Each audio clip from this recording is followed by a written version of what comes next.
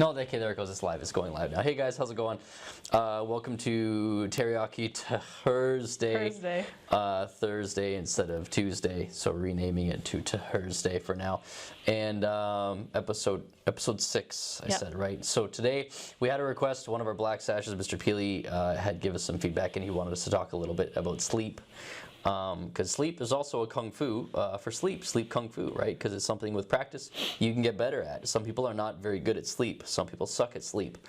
And like everything else in holistic kung fu, even sleep is something you can get better at with time, sacrifice, and practice. So we can talk about what all those three of those things: time, sacrifice, and practice. How you practice at getting better at sleep, what you sacrifice to get better sleep, and how it takes time. Right? So, what are your opening thoughts on that, Gibbs? My opening thoughts? Well, for me, sleep's always been something I struggle with since I was a child, because I'm a night owl. But over the years, I've learned a lot of tips and tricks and things to help me with my sleep hygiene, and I'm sure we'll probably touch on a lot of those things today. When do you think, when did you start making big improvements on your sleeping habits? I started making big improvements on my sleeping habits when I just started when I was stopped feeling the started feeling the effects of not sleeping properly or enough, right? You know, when I'm not 20 anymore. That's a good point. Yeah, so when you're early, there's that meme came up a whole bunch of like, I finally got a good night's sleep, and then it's like, yeah, but you did it wrong, right? That meme, when like, and then your neck is sore, you finally get the right amount of sleep, and then no, your body's like, no, you did it wrong. Here, enjoy your neck pain. I think just when it was harder, then I started to have to work hard. Okay. Like when it was like an outward struggle. When it wasn't a struggle, I didn't work hard. When it is a struggle, I did work hard. Makes sense. Yeah. Okay, that's good. So the adversity is like a catalyst for that improvement. Yeah, I think a lot of people have that same thing. Like if something's just easy, why try to improve it? Yeah, exactly. Which that's kind of what that is. Like that acts as a catalyst. So it makes you think about other adversities you have in your life. Maybe they're catalysts for making you, pushing you to do something. People join Kung Fu because they have back pain. Yeah, exactly. Right. Or because they have a hard time with focus, right? So those end up being catalysts for self-improvement and self-cultivation.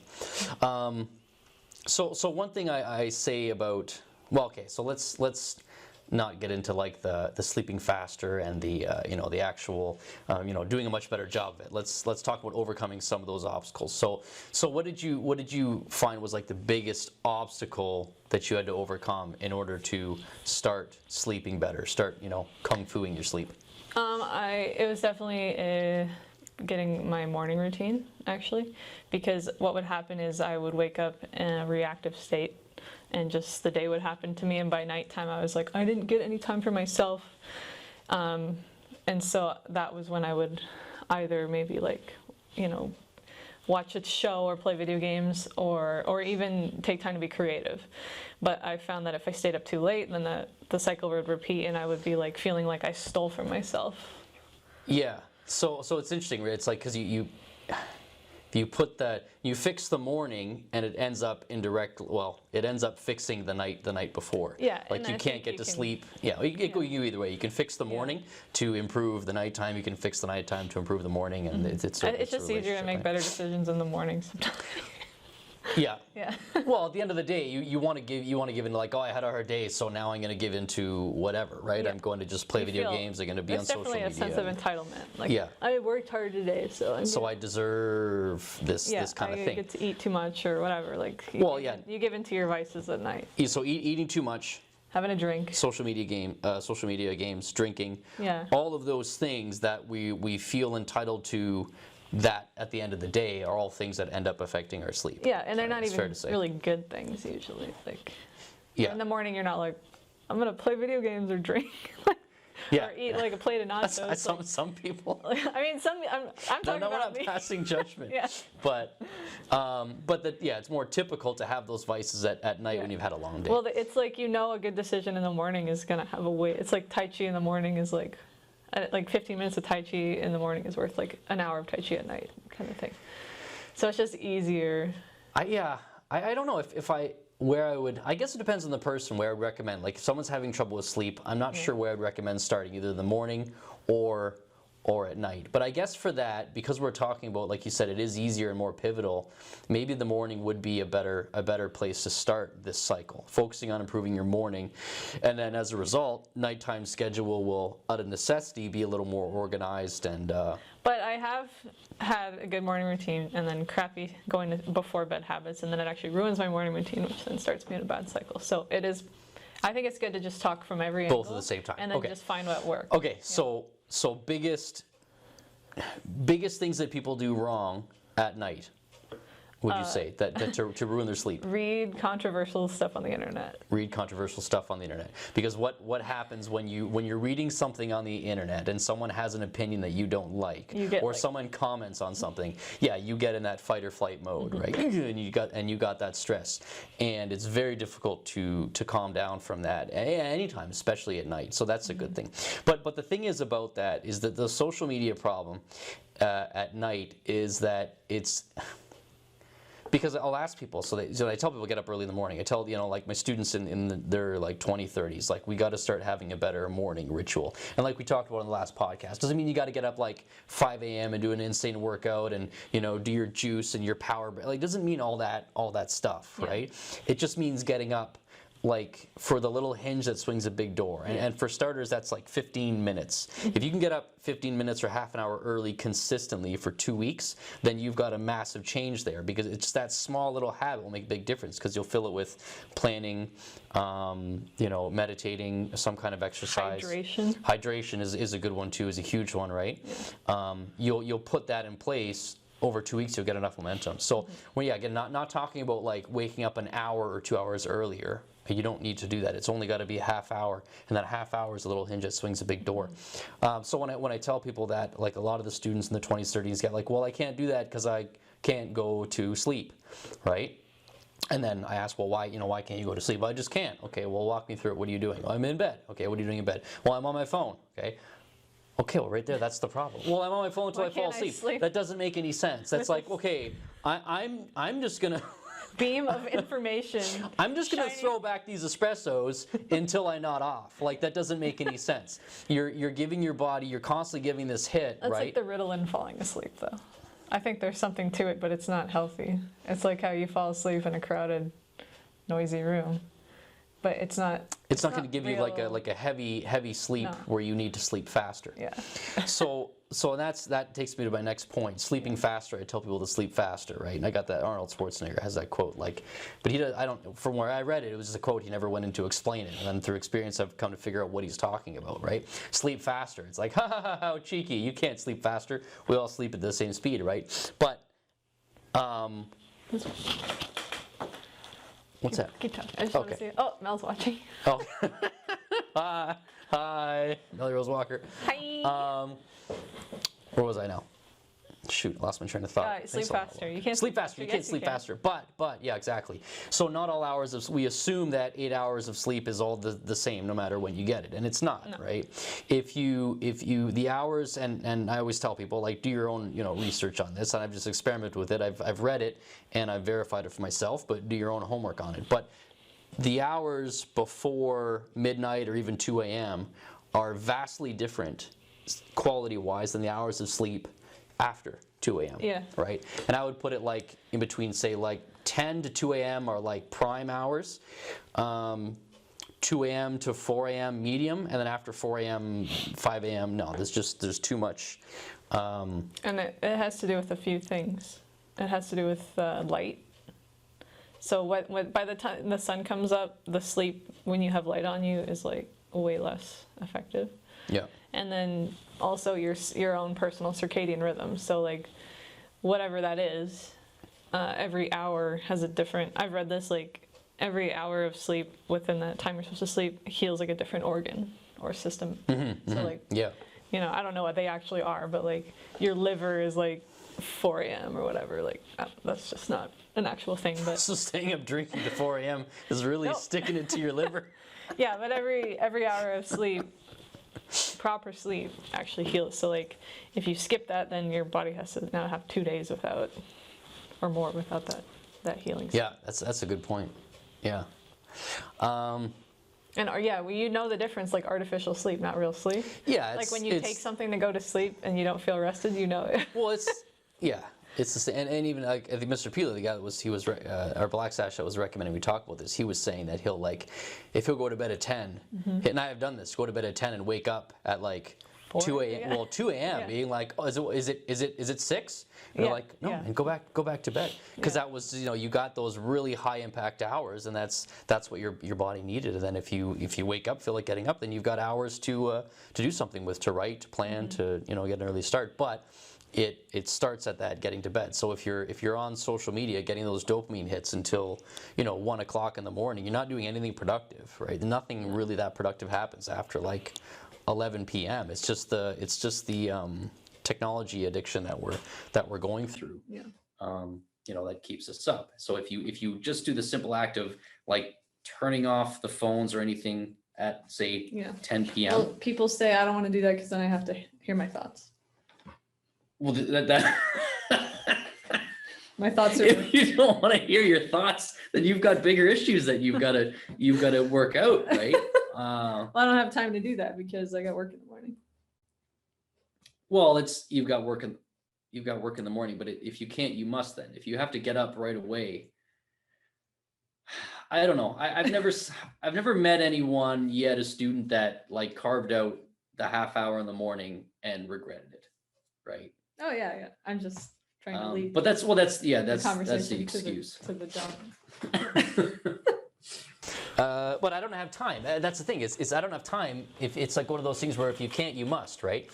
It's like if you can't meditate, if you don't have time to meditate, then you must, because once you start, freeing things up a little bit, once you leverage time better, you free up more time. So for example, sleeping faster, right? So if you're going to bed at, if you don't have time, but yet you start going to bed at say 10 p.m. Okay. Now I kind of range it at in between a 1-2 to 1-3 ratio. So every hour of sleep before midnight is worth about 3 hours of sleep after midnight. Yeah. Okay, maybe 2, maybe 4, who knows? Let's just say 3. Okay. So that means like if you actually, get a solid sleep between 10 and midnight, then you've got those 2 hours. You've got potentially 6 hours of sleep. Okay? And if you get another only 4 hours after that, you're going to have, like 10 hours worth of sleep by 4 a.m. That's why when you go to sleep at 3 and you wake up at noon, you still feel like you only got 2 or 3 hours. You feel like garbage. Yeah. Well, because the sleep after 5 a.m., you're not getting good sleep. Yeah. Because it's either, like you said, there's light either coming in, even like I know you could have like blackout curtain. Blackout, like wall, like mechanical walls that come in and black out anything, and I still think it's not going to be the same. But not only that, it's the noise. Like you can't, unless you're like in like the Daredevil deprivation chamber that he slept in, right? Yeah, you hear people up and. Sorry, that was Ben Affleck slept in that. The regular new Daredevil didn't. He was just in the regular bed, I think. But Ben Affleck Daredevil for some reason he had the. Yeah. Sorry. People forget about Ben Affleck and Jennifer Garner Daredevil, but it was a thing. Oh, okay. Sorry. Anyway, any kind of noise, birds chirping, whatever, cars driving, that's all going to be up a little bit higher and a little bit more active after 5 a.m. So you're not going to get the same quality sleep then either. Yeah, I remember when I was in like high school, and if I'd stay up all night, I would really start to panic when I started to hear the birds. I was like, oh no, the birds. Are you trying to see who's watching? Yeah, I want to see if there's an audience there, but you Mac'd it. I don't know how to MacBook. Oh, how did you do that? There's 4 people watching. Oh, cool. If you guys have something to say, then put a comment in. Just comment and let us know you're watching, because or give for us some reason we don't know who you are. Give us a thumbs up or say hello or something in the comments. Hello. Or if you have any questions, ask a question. Yeah. Okay, so we were talking about sleep faster. Sleeping faster. So yeah, so the one thing is, okay, you don't have time. So you don't have time, okay? So the one way to free up time is to go to sleep earlier. You'll free up time. You'll find yourself waking up at 4, 5, 6 a.m. Earlier, for one thing. That's the first thing. The second thing is that now you have all this time in the morning to get a lot of stuff out of the way that normally takes you way longer. So like if you have work to do, like independent work, you're writing something, you're doing a report on something, when you try to do that during the day, you'll get when you get distracted by something, your phone going off, calls. yeah, it will take like a 1 second distraction could take up to like 5 minutes for you to get back on task. Okay, so if these happen every few minutes, you're going to get maybe really like a solid deep work session done. You're going to get like maybe, I don't know, 10, 15 minutes done in an hour, right? Because you have all these distractions. Now, if you were to take that focused time in the morning to do deep work, like where you have no distractions whatsoever. Getting in the trance. Everything is totally, and you get in the flow state. Like we have to do air quotes. It's a real thing. It's a real. But if you have that complete focused time with no distractions, you'll get like 3 or 4 times the work done, right? Yeah. So you can get 3 or 4 times the sleep done. You can get 3 or 4 times the work done if you just leverage those times. So anyway, I know it's easy to say, and it's much more difficult to do, obviously, in practice. But these are just concepts that we teach, and as people implement them, and they're not implemented like that. They're concepts that we got to strive for. But that's kung fu, right? It's after time, sacrifice, practice, right? So we have to sacrifice, being up on social media all night. We've got to practice it because it's got to be a habit, right? It's not gonna just happen overnight. But when we put these practices in place, they end up being very beneficial. They're little hinges that swing big doors. Sleep. Well, you don't count on that. Your hours are when you're if you work midnight shifts you kind of still improve your sleep if you work sleep all day. Yeah, every time we talk about this, like improving these sleep patterns, I always picture Odette in the background. And we're like, I'm like, I know, that doesn't apply to me. I know it doesn't. I know, Odette, I know it doesn't apply to you because she works like crazy hours saving animals all night. It's pretty cool. Yeah. Okay. What else do we need to cover about sleeping? The psychological dump. So people they ask me when people find out that I wrote the book, right? They're like, how did you wrote a book? Like, how long did that take? And I almost don't want to tell them how long it'll take. You can buy it on Amazon. Yeah, or you can we'll put stop. Shameless plug. It's actually quite shameful. Okay. But anyway, I almost want to tell them I wrote the book in 30 days, right? It took me 30 days to write it, and then 30 days to publish it. But but you've been saying this stuff for years. Yeah, that's true. Okay, so that's kind of a cheat. It's all stuff that I've been teaching. This is just a compilation of Sifu talking to Ms. Gibbons. So it didn't just take 30 days. Okay, well, getting it down on paper, editing everything, it was a 30-day process to like get it written, get it. But that was all in the morning. So what I would do is I would get up in the morning early before anyone else, before there's any kind of notifications, any kind of anything other than the cat squawking. There's nothing else going on, right? Make the pot of tea and commit between a half hour to an hour to writing. Now, any morning where I fell out of discipline and like check my phone first, it was shot. It was just, I tried it a few times just out of old habits, just falling into checking the phone. And I can say honestly, consistently, every time I did that the writing was garbage that day. It was a throwaway day. And it happened consistently because automatically that thought process was all. It's just up. The thought process is gone. But the subconscious dump is your subconscious mind is working all the time. Right? Your subconscious mind is picking up details for you that your conscious mind can't possibly comprehend, and then it's feeding you information through, our intuition and things like that, right? So I mentioned that in the book that a lot of people say in the morning they get a lot of these good ideas from the subconscious, feeding them ideas in the morning when they're, that's when the subconscious is active. Well, and I don't agree with that. It's trying to give us ideas all the time. It's just we're not aware of it because we're so totally checked in with reality and everything that's happening, and we're all very reactive during the waking hours that we're just not clued into that. We're not hearing it. And then it's when we're in a calm state and we're in a very suggestive state, these ideas come flooding in. Now, if you've got that extra half hour in the morning that you've set as a habit, you've got time where you can do a lot of really good deep work and get a lot done in a half hour. The writing I got done in the morning, if I would have done that during the day, it would have taken me the equivalent of how much writing I got done in the morning for a half hour, an hour, would have taken me probably 3 or 4 hours, right? So that morning, that subconscious dump, we call it, right, where you get all these ideas like downloaded, and if you try not to qualify them so much, but just put them out. Like literally just barf them out. Barf them onto the page. Don't edit at all. Yeah. And that's because like you've got your brain, you've got your left brain and your right brain, right? So your left brain is typically more more logical, more, how should I say? Yeah, it's a more logical part of the brain. Yeah, it's right? the logical reason. And the right brain is more creative. Yeah. So if and emotional. when you learn to kind of balance those out and use them at the right times, then you can get a lot done that way as well. So for example, during the subconscious dump in the morning, you want to completely shut off your left brain, your logical brain, and just tell it like, just be quiet. Don't edit, don't qualify, do nothing. Just zip it lefty, and then let right brain dump, and then everything goes. After you go back and you qualify. But like mindstorming, right? When we mindstorm as a group, it's the same idea. When we get into like an instructor meeting and we want to have some ideas on events or teaching method or something. Yeah. We have a mindstorm session, which is like everyone just shouts out an idea. You're not allowed to qualify. And you're not allowed to qualify. So no matter how ridiculous the idea is, you got to just be like, okay, writing it down. That's it. And just for fun sometimes, someone will shout a ridiculous idea to make everyone laugh. Eat your own sandals. Yeah, exactly. And it's like you can't qualify that. Well, wouldn't that be stupid? No, you cannot qualify. And that way, and after training, after practice, the ideas start to flood out a little bit more because... You practice receiving. Yeah, that's a good point. Practice receiving. I didn't mean to do that. Yeah, and then ideas will start coming more and more and more when you're not hindering your own creativity with qualifying everything as it comes out. So it's that same kind of thing. It's mindstorming, but instead of the group, you're doing it with your group here, like left brain and right brain, telling left brain to shut up for the moment. For sleep, because like a lot of people, have a lot of like stress at night and they can't go to sleep because their head is full of stuff. So like one thing that I learned is like you can keep a notebook by your bed and then write down like all of your issues in question form. Like, what can I do to solve this problem? What can I do? What are my problems? And like, what can I do? And you just leave it as a question.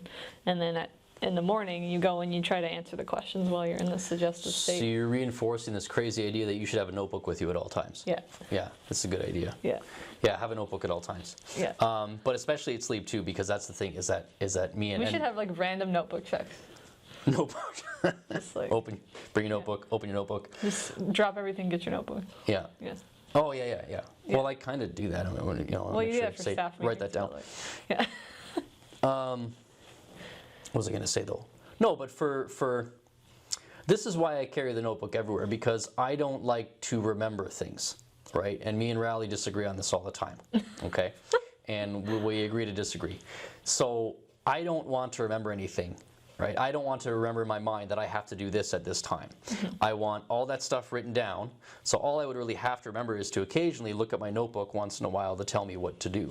Right? But I don't want my brain saying, "Oh, I got to do this. I got to do this. I got to do this in an hour. Okay, I got to do it in half an hour. I got to do it in 20 minutes." Use an alarm too. Yeah, use an alarm. Yeah. But I don't want my brain trying to remember these things, because if that's what it's caught up with, then I can't be thinking creatively on how to serve important how to solve important problems. So the same thing when you sleep, though.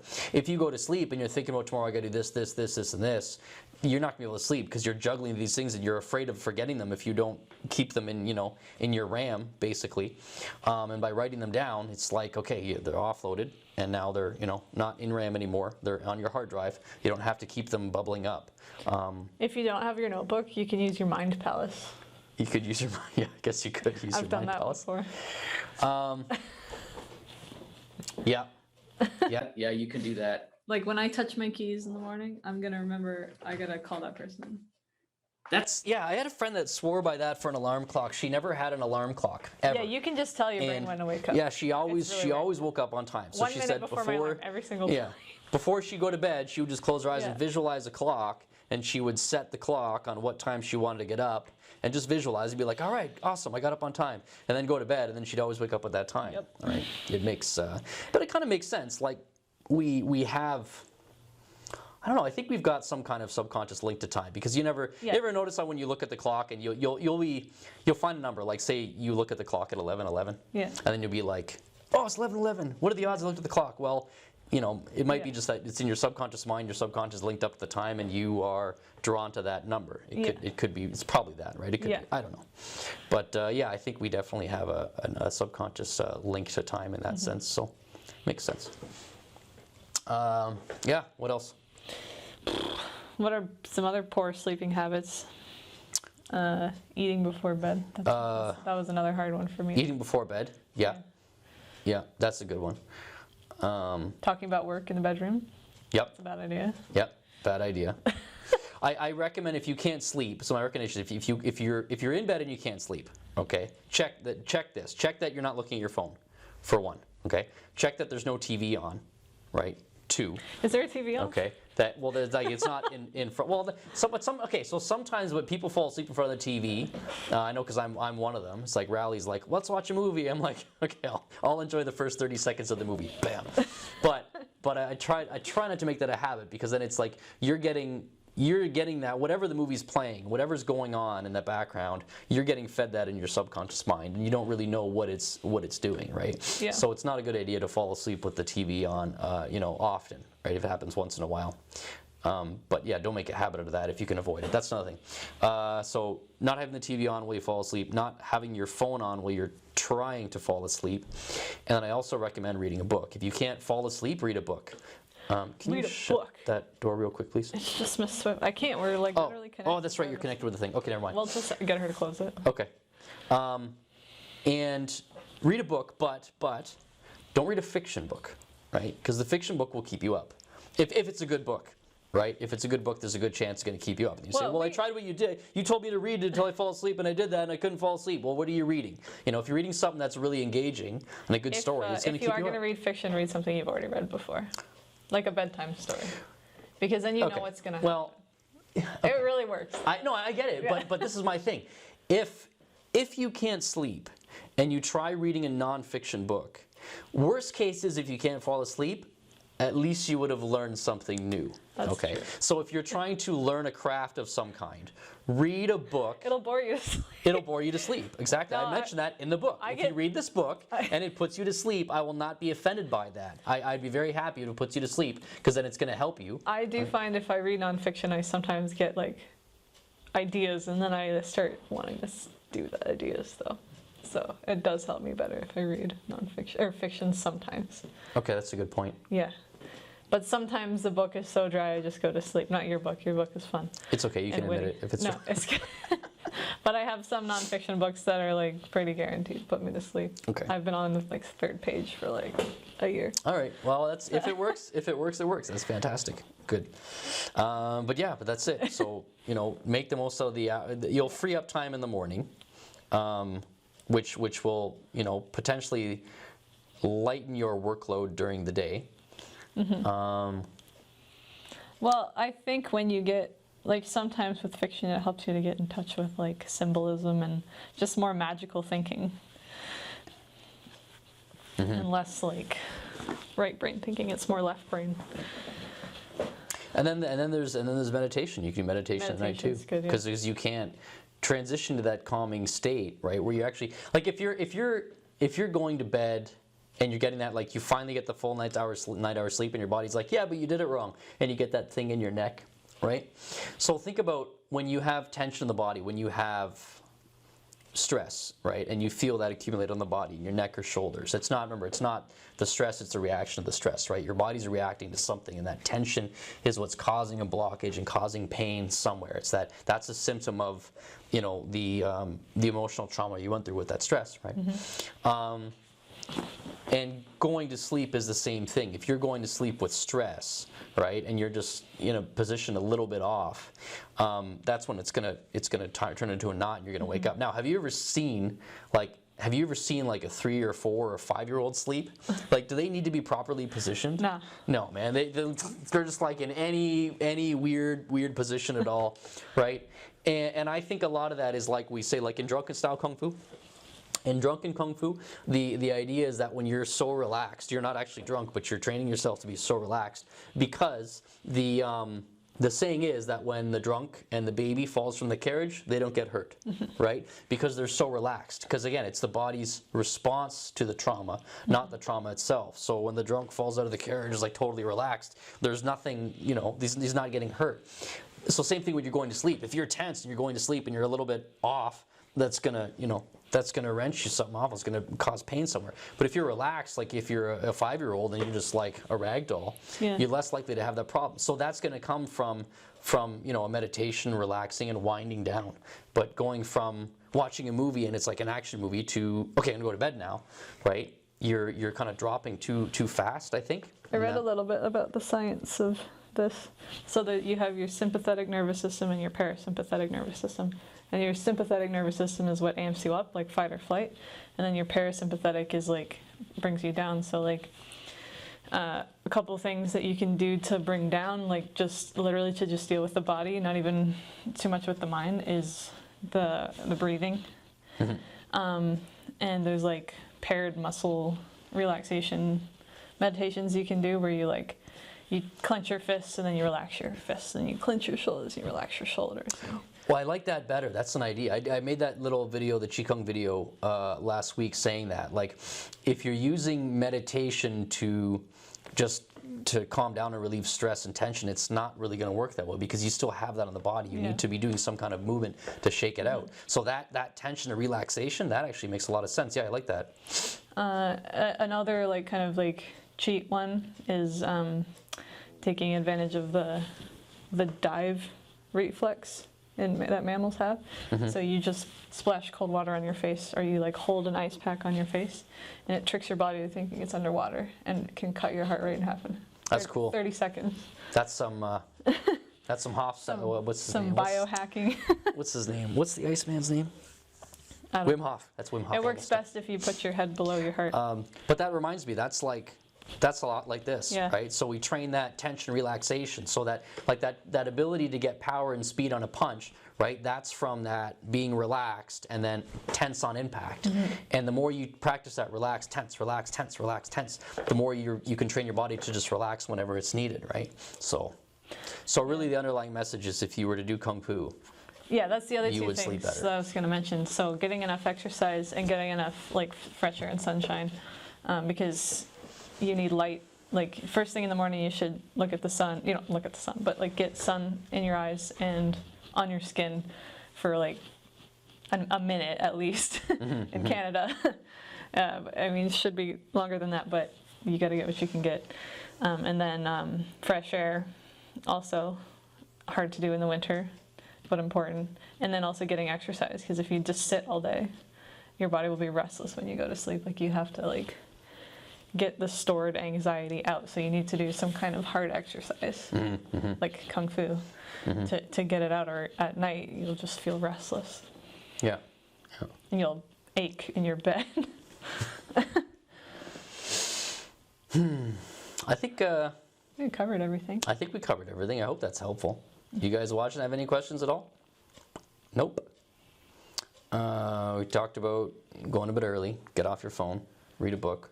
Getting up early, we talked about. Getting rid of tension. Doing some stretching at night is good. Yep. It's a good one. Yep, stretching.